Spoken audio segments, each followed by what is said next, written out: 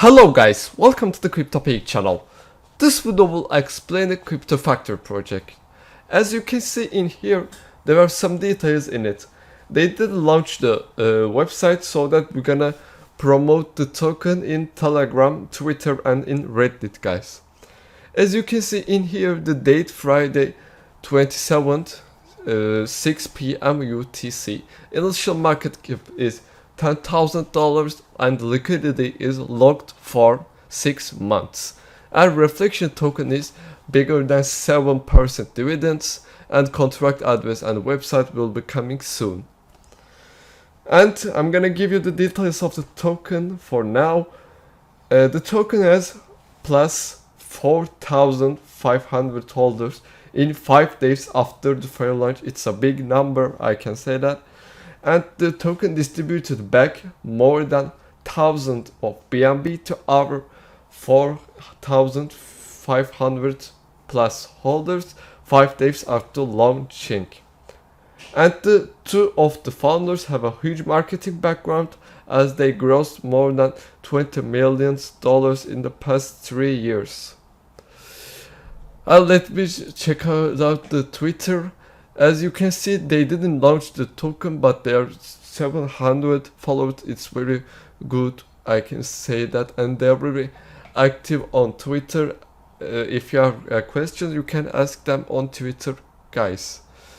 And on Telegram, you can find admins in there. In Reddit, there are some details in it, like the last writing shade in 4 days ago. And the crypto is on the assembly line. It will arrive within 7 days, 1 week, guys. Let's schedule the date. It will be a very great project, and I really rely on this project. It's going to be a good, I guess. And if you want, you can invest the token in here, guys. Thanks for watching the video, guys. You can reach the site from the description section.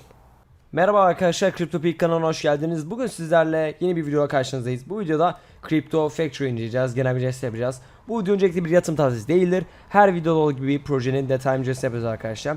Açma kısmında proje sosyal medya linkleri bulunuyor. Açma kısmından ulaşabilirsiniz arkadaşlar. Evet, ilk önce sosyal medya hesaplara başlayalım. Web sitesi şu anda sitenin bulunmuyor. O yüzden sosyal medya hesaplarıyla anlatacağım. Sosyal medya hesaplarındaki bağlantıları göstereceğim. Burada Reddit hesapları var. Reddit hesaplarına bakabilirsiniz. Burada postları vesaire var. Buradan inceleyebilirsiniz. Reddit kullananlar daha iyi bilir. Buradan burayı Türkçe'den paylaşalım. Postları biraz okuyalım. Merhaba Kripto Farbası topluluğu. Yeni kripto montajı hattında 7 gün içinde gelecek. Tahmini programlayalım. Çok büyük projeler olacak. İlk alan siz olun ve bilginizi çok yakında demişler. Buradaki fuar lansmanı hakkında bir bilgi verilmiş. Burada da kripto fabrikası yeni BCG erken erişim sağlayın. Telegram hesapları bulunuyor. Her hafta fuar başlangıcı likidite denetleme sözleşmesi doğrulanmış ekipler, şeffaf tokenemik 10.000'lik MC. Kripto finansal tavsiye değildir. Kendi araştırmanızı yapın. Onu da belirtmişler. Evet, Reddit hesapları bu şekilde. Burada Twitter hesapları var. Twitter hesaplarında güncel paylaşımlar yapılacaktır. Proje hakkındaki duyurular vesaire Twitter hesaplarında güncel olarak paylaşılacaktır arkadaşlar. Buradan Twitter hesaplarını takip edebilirsiniz. İlerleyen günlerde postlar, paylaşımlar yapılacaklardır. Burada Telegram grupları var. Telegram gruplarında duyurulu grupları var aynı şekilde. Buradan View Telegram deyip Telegram gruplarına katılabilirsiniz. Telegram gruplarına bakın, burada launch tarihini vesaire söylemiş, 27'sinde 6.00'da olacakmış. Intel market cap'i $10.000 şu anda, likidiyeti kilitlenmiş 6 ay. Reflection token %7'si dividends olmuş. Kontrak adresi NA ve web sitesi negatif. Evet. Burada Hello Crypto Fabric'i community demiş. Zaten burayı az önce okumuştuk. Şimdi ben size proje hakkında birkaç bilgi vereceğim. Notlarım var. Notlarımdan okuyacağım arkadaşlar size. Adil lansmanlar 10x ile 500'lük arasında getiri elde etmek için en iyi fırsat. Çünkü ön satış VC yok.